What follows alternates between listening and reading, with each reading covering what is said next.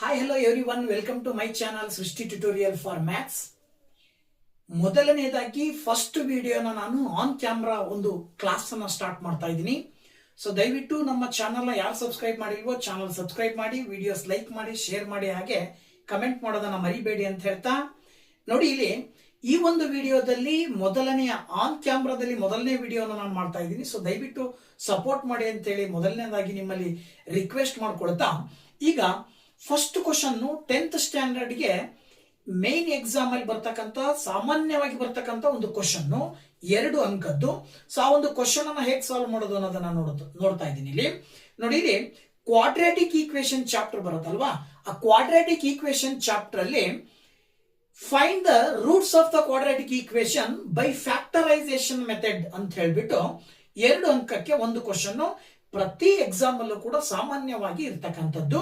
So ಹಾಗಾಗಿ ಆ ಒಂದು ಕ್ವಾಡ್ರಾಟಿಕ್ ಈಕ್ವೇಶನ್ ಅನ್ನ ಫ್ಯಾಕ್ಟರೈಸೇಷನ್ ಮೆಥಡ್ ನ ಮುಖಾಂತರ ಸಾಲ್ವ್ ಮಾಡಿ ರೂಟ್ಸ್ ಅನ್ನ ಕಂಡುಹಿಡಿಯೋದು ಹೇಗೆ ಅಂತಕ್ಕಂಥದ್ದನ್ನ ಈ ಒಂದು ವಿಡಿಯೋದಲ್ಲಿ ಒಂದು ಕ್ವಶನ್ ಅನ್ನ ಎಕ್ಸಾಂಪಲ್ ಆಗಿ ತಗೊಂಡು ನಾನು ನಿಮ್ ಜೊತೆ ಡಿಸ್ಕಷನ್ ಮಾಡ್ತಾ ಇದ್ದೀನಿ. ಸೊ ದಯವಿಟ್ಟು ಯಾರು ಇನ್ನೂ ಚಾನಲ್ ಸಬ್ಸ್ಕ್ರೈಬ್ ಮಾಡಿಲ್ವೋ ಚಾನಲ್ ಸಬ್ಸ್ಕ್ರೈಬ್ ಮಾಡಿ ಅಂತ ಹೇಳ್ತಾ, ಬನ್ನಿ ಹೇಗೆ ಸಾಲ್ವ್ ಮಾಡೋದು ಅಂತಕ್ಕಂಥದ್ದನ್ನ ನೋಡೋಣ. ನೋಡಿ, ಇಲ್ಲಿ find the roots of the quadratic equation x² - x - 6 = 0 ಅಂತ ಕೊಟ್ಟಿರ್ತಾರೆ. ಸೊ ಇಲ್ಲಿ ಕೊಟ್ಟಿರ್ತಕ್ಕಂಥ ಈಕ್ವೇಶನ್ ಅನ್ನ ಮೊದಲನೇದಾಗಿ ಬರ್ಕೊಳ್ಬೇಕು. x² - x - 6 = 0 ಅಂತ ನೀವು ಬರ್ಕೊಂಡ ನಂತರ ಮೊದಲನೇ ಸ್ಟೆಪ್ ಏನ್ ಮಾಡ್ಬೇಕು ಅಂತ ಹೇಳಿದ್ರೆ, x² ನ ಕೊಯಿಫಿಸಿಯೆಂಟ್ ಏನಿದೆ ಅಂತಕ್ಕಂಥದ್ದನ್ನ ನೋಡಬೇಕು. ಸೊ x² ನ ಕೊಯಿಫಿಸಿಯೆಂಟ್ ಏನಿರುತ್ತೆ ಆ ನಂಬರ್ ನ ಬರ್ಕೊಳ್ಬೇಕು. ಇಲ್ಲಿ ಏನು ಇಲ್ಲ ಅಂತ ಹೇಳಿದ್ರೆ ಆಸ್ ಯೂಶುವಲ್ ಅಲ್ಲಿ 1 ಇದ್ದೇ ಇರುತ್ತೆ. ಹಾಗಾಗಿ 1 ಅನ್ನ ತಗೊಳ್ತೀರಾ, 1 ಇಂಟು ಕಾನ್ಸ್ಟೆಂಟ್ ವ್ಯಾಲ್ಯೂ ಏನಿರುತ್ತೆ ಅಂತಕ್ಕಂಥದ್ದನ್ನ ನೋಡ್ಬೇಕು. ಸೊ ಕಾನ್ಸ್ಟೆಂಟ್ ವ್ಯಾಲ್ಯೂ ಏನಿದೆ ಇಲ್ಲಿ -6 ಇದೆಯಲ್ವಾ. ಸೊ ಹಾಗಾಗಿ -6 ಅನ್ನ ಇಂಟು ಮಾಡಬೇಕಾಗತ್ತೆ. ಆಗ 1 ಇಂಟು -6 ಮಾಡಿದ್ರೆ ಪ್ರಾಡಕ್ಟ್ ಬಂದ್ಬಿಟ್ಟು -6 ಬರುತ್ತೆ. -6 ಅಂತ ಹೇಳಿ ಪ್ರಾಡಕ್ಟ್ ಅನ್ನ ಬರ್ಕೊಳ್ತೀರಾ. ಇದಾದ ನಂತರ ನೀವು ಮಾಡಬೇಕಾಗಿರೋದು ಏನು ಅಂತ ಹೇಳಿದ್ರೆ, ಈ ಬಂದಂತ -6 ಅನ್ನ 2 ಸಂಖ್ಯೆಗಳಿಂದ ವಿಭಾಗ ಮಾಡ್ಬೇಕು, ಡಿವೈಡ್ ಮಾಡ್ಬೇಕಂದ್ರೆ 2 ಸಂಖ್ಯೆಗಳನ್ನಾಗಿ ಮಾಡಬೇಕು. -6 ಅನ್ನ ಸ್ಪ್ಲಿಟ್ ಮಾಡಬೇಕು. ಸೊ ಹೇಗ್ ಮಾಡ್ಬೇಕು ಅಂದ್ರೆ, 2 ಸಂಖ್ಯೆಗಳನ್ನ ನಾವೇನ್ ತಗೊಳ್ತೀವಿ, ತಗೊಳ್ಳುವಂತಹ 2 ಸಂಖ್ಯೆಗಳ ಪ್ರಾಡಕ್ಟ್ ಬಂದ್ಬಿಟ್ಟು -6 ಬರಬೇಕು. ಹಾಗೆ 2 ಸಂಖ್ಯೆಗಳನ್ನ ಅಡಿಷನ್ ಆರ್ ಸಬ್ಟ್ರಾಕ್ಷನ್ ಮಾಡಿದ್ರೆ x ನ ಕೋಎಫಿಷಿಯಂಟ್ ಬರಬೇಕು. ಸೊ x ನ ಕೋಎಫಿಷಿಯಂಟ್ ಏನಿದೆ, ಇಲ್ಲೂ ಕೂಡ -1 ಇದೆ. ಅದರ ಅರ್ಥ ನೀವು ತಗೊಳ್ಳೋ 2 ಸಂಖ್ಯೆಗಳನ್ನ ಕೂಡಿದಾಗ ಅಥವಾ ಕಳೆದಾಗ -1 ಬರಬೇಕು. ಜೊತೆಗೆ ನೀವು ಅಲ್ಲಿರುವಂತ ಸಂಖ್ಯೆ ಏನಿದೆ -6 ಅವೆರಡನ್ನ ಗುಣಿಸಿದಾಗ ಬರಬೇಕು. ಹಾಗಾದ್ರೆ ಯಾವ ಸಂಖ್ಯೆಯನ್ನು ತಗೊಳ್ತೀರಾ? ನೋಡಿ, ಇಲ್ಲಿ ನಾವೇನ್ ಮಾಡ್ಬೋದು ಅಂತ ಹೇಳಿದ್ರೆ 3 ಮತ್ತು 2 ಅನ್ನ ತಗೊಳ್ಬಹುದು. ಯಾವ ತಗೊಳ್ಬಹುದು? 3 ಮತ್ತು 2. ಬಟ್ ಸೈನ್ ಬೇಕಲ್ವಾ? ಸೈನ್ ಅನ್ನ ನೀವು ಇಲ್ಲಿ -6 ಬರ್ಬೇಕು ಅಂದ್ರೆ ಇವೆರಡರಲ್ಲಿ ಯಾವ್ದಾದ್ರು ಒಂದು ಸಂಖ್ಯೆಗೆ ಮೈನಸ್ ಹಾಕ್ಬೇಕು. ಯಾವ ಸಂಖ್ಯೆಗೆ ಮೈನಸ್ ಹಾಕ್ಬೇಕು? ಆಗ ನೀವು x ನ ಕೊಯಿಫಿಷಿಯಂಟ್ ನಲ್ಲಿರುವ ಸೈನ್ ಏನಿದೆ ನೋಡ್ಬೇಕು. x ನ ಕೊಯಿಫಿಷಿಯಂಟ್ ಅಲ್ಲಿ 1 ಇದೆ, ಅದಕ್ಕೆ ಸೈನ್ ಬಂದ್ಬಿಟ್ಟು ಮೈನಸ್ ಇದೆ ಅಂದ್ರೆ ಅದರ ಅರ್ಥ ನೀವು ತಗೊಂಡಿರುವ 2 ಸಂಖ್ಯೆಯಲ್ಲಿ ದೊಡ್ಡ ಸಂಖ್ಯೆಗೆ ಮೈನಸ್ ಹಾಕ್ಬೇಕು. ಸೊ ದೊಡ್ಡ ಸಂಖ್ಯೆಗೆ ಮೈನಸ್ ಅಂತ ಹೇಳಿದ್ರೆ -3 + 2 ಆಗುತ್ತೆ. ಸೊ -3 + 2 ಅಂತ ನೀವು ತಗೊಂಡ್ರಿ ಅಂತ ಅಂದಾಗ x ಅನ್ನ -3x + 2x ಅಂತ ಹೇಳಿ ಬರ್ಕೊಳ್ಬಹುದು.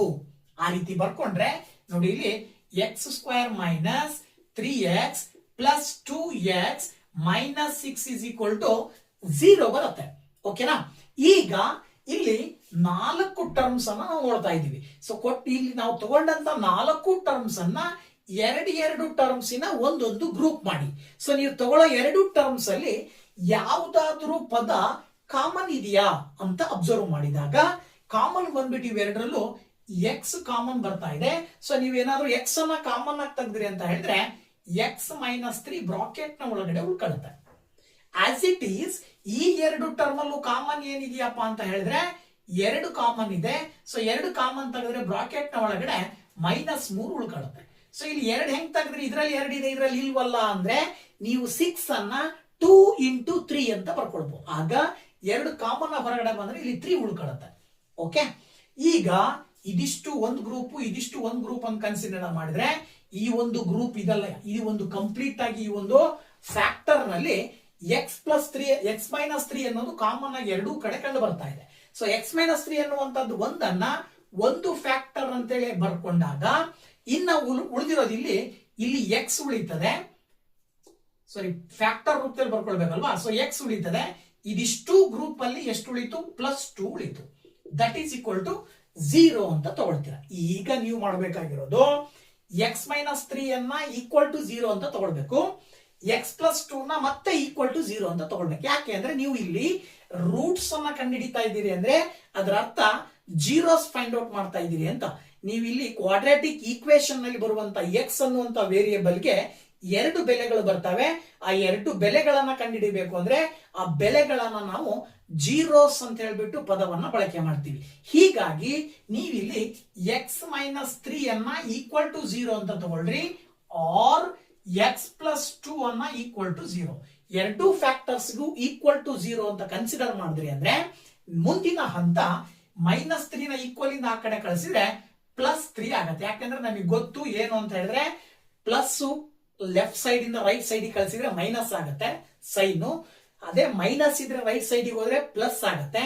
ಇಂಟು ಇದ್ರೆ ಆ ಕಡೆ ಹೋದ್ರೆ ಡಿವೈಡೆಡ್ ಬೈ ಆಗುತ್ತೆ. ಡಿವೈಡೆಡ್ ಬೈ ಇದ್ರೆ ಆ ಕಡೆ ಹೋದ್ರೆ ಇಂಟು ಆಗತ್ತೆ. ಇದು ನಮ್ಮ ತಲೆಯಲ್ಲಿ ಇರ್ಬೇಕು.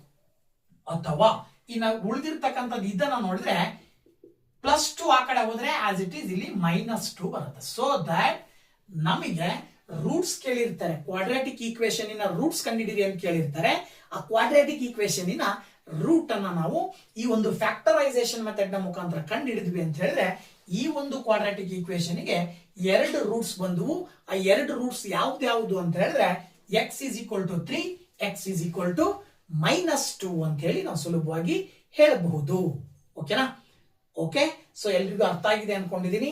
ಸೊ ಇದೇ ರೀತಿ ನೆಕ್ಸ್ಟ್ ಬೇರೊಂದು ಕ್ವಶನ್ ಒಂದಿಗೆ ನಿಮ್ಗೆ ಆನ್ ಕ್ಯಾಮ್ರಾದಲ್ಲಿ ಬಂದು ಎಕ್ಸ್ಪ್ಲೇನ್ ಮಾಡ್ತಕ್ಕಂಥದ್ದನ್ನ ನೆಕ್ಸ್ಟ್ ವಿಡಿಯೋದಲ್ಲಿ ನನಗೆ ಅವಕಾಶವನ್ನು ಕೊಡ್ರಿ ಅಂತ ಹೇಳ್ತಾ, ವಿಡಿಯೋ ಇಷ್ಟ ಆದ್ರೆ ಲೈಕ್ ಮಾಡಿ, ಶೇರ್ ಮಾಡಿ, ಹಾಗೆ ಕಮೆಂಟ್ ಮಾಡಿ. Once again thank you very much. Bye bye.